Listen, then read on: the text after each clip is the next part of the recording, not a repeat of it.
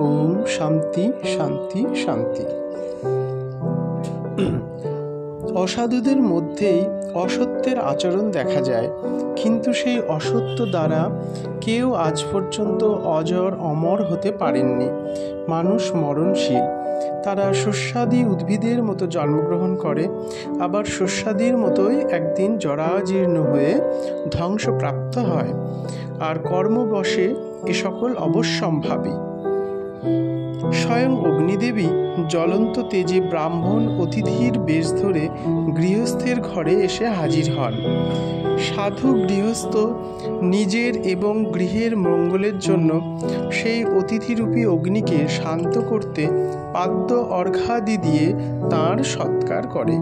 অতএব হে সূর্যপুত্র, আপনি সত্তর ব্রাহ্মণ বালকের পা ধোবার জন্যে জল নিয়ে যান এবং তার উপযুক্ত সৎকার করুন। ওই অতিথি ব্রাহ্মণ বালক আজ ক্রমান্বয়ে 3 দিন আপনার প্রতীক্ষায় অনশন করে বসে আছেন। আপনি স্বয়ং গিয়ে তাঁর সেবা করে তাকে শান্ত করুন। যার ঘরে অতিথি ব্রাহ্মণ উপবাসী থাকে, সেই মূর্খ ব্যক্তি বাঞ্ছিত বস্তু কোনোদিনই পায় না, আর যা তার পাওয়া একান্ত উচিত ছিল তা থেকেও সে বঞ্চিত হয়। শুধু পাবার আশায় থেকে দিন গোনায় সার হয়। এমনকি যদি কিছু পায়ও, তা দিয়ে সে কোনো সুখ ভোগ করতে পারে না। তার কথার কোনো সত্যতা থাকে না। বাচনভঙ্গি, কথার মিষ্টতা সবই নষ্ট হয়। সুতরাং সুন্দর বাক্য প্রয়োগের দ্বারা যে ফল পাওয়া যায়, তাও তার পক্ষে লাভ করা সম্ভব হয় না। তার ইতিপূর্বে কৃত শুভ কর্মাদি, যেমন দান, যজ্ঞাদি ইষ্ট কর্ম, কূপ খনন, পুষ্করিণী খনন, ধর্মশালা নির্মাণ ইত্যাদি দ্বারা অর্জিত সমস্ত পুণ্যফল ওই ব্রাহ্মণ অতিথির অবমাননার ফলে ক্ষয়প্রাপ্ত হয়। শুধু তাই নয়, ব্রাহ্মণ অতিথির অবমাননায় তার পূর্বকৃত পুণ্য কর্মের ফলস্বরূপ প্রাপ্ত পুত্র, পশু আদি সমস্ত সম্পদই নষ্ট হয়। হে ব্রাহ্মণ দেবতা, তুমি আমার প্রণম্য মাননীয় অতিথি। আমার উচিত ছিল তোমার যথাযোগ্য সেবা শুশ্রূষা করে তোমার প্রীতি উৎপাদন করা, কিন্তু তার পরিবর্তে তুমি আমার প্রমাদবশত ক্রমান্বয়ে 3 দিন 3 রাত্রি উপবাসী থেকে আমার জন্যে অপেক্ষা করেছ।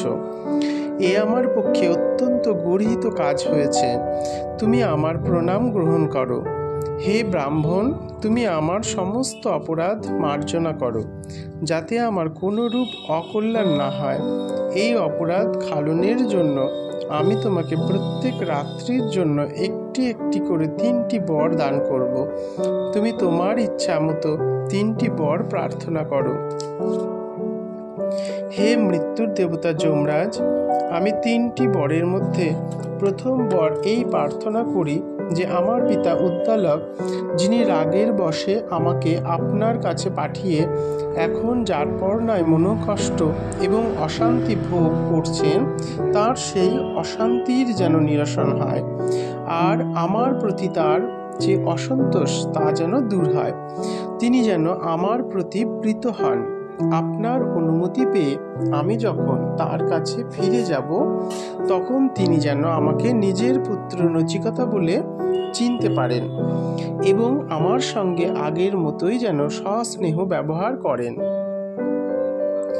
মৃত্যুলোক থেকে তোমাকে ফিরে আসতে দেখে আমার অনুগ্রহে তোমার পিতা যার পর নয় খুশি হবেন এবং তোমাকে আপন পুত্র বলে চিনতে পেরে তোমাকে আগের মতোই স্নেহ করবেন এবং তার সমস্ত দুঃখ, ক্ষোভ, অশান্তি একেবারে দূর হয়ে যাবে। তিনি পরম শান্তি লাভ করবেন। তোমাকে পেয়ে তিনি এত আনন্দিত হবেন যে সারা জীবন সুখী শান্তিতে অতিবাহিত করবেন। আমি জানি স্বর্গলোক অতিশয় সুখদায়ক। সেখানে ভয় বলে কিছু নেই। সেখানে সকলে চিরযৌবন ভোগ করে এবং মর্তে যেমন আপনার দ্বারা মানুষের মৃত্যু অবধারিত, স্বর্গে সেইরূপ কারো মৃত্যু হয় না। সেখানকার অধিবাসীগণ মৃত্যু কাকে বলে জানে না, কাজেই সেখানে মৃত্যুজনিত কোনো কষ্ট নেই। মর্তে যেমন প্রাণী ক্ষুধা তৃষ্ণায় কষ্ট ভোগ করে, স্বর্গে সেরূপ কোনো কষ্ট নেই।